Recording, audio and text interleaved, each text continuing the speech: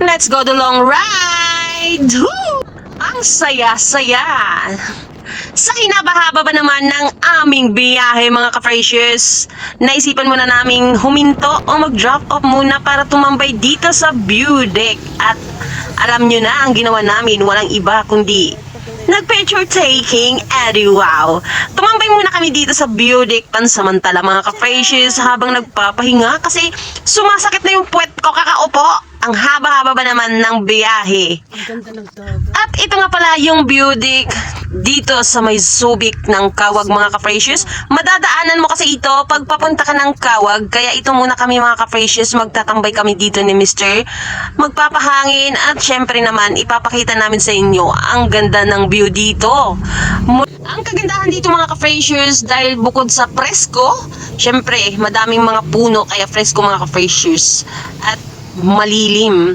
Bukod dyan naman, mula dito sa taas, matatanaw mo dyan yung magagandang view or tanawin, lalong-lalo na yung mga view dyan sa karagatan. Kaya, let's go, samahan nyo kami. Enjoy muna natin dito yung pagtatambay natin at o pagpapahangin sa view deck.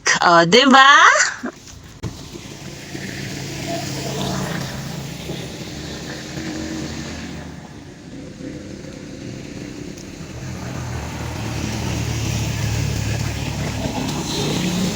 Mapahawak nga.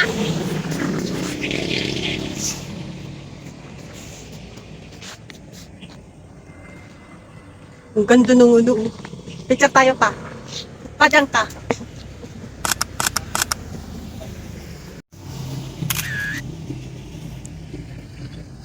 One, two, three.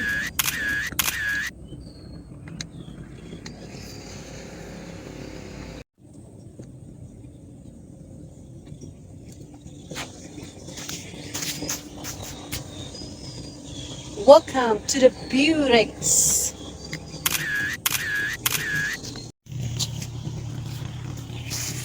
Ganda ng view. Posting ka pa. Pa-picture ka. One, two. Ay, teka lang. One, two.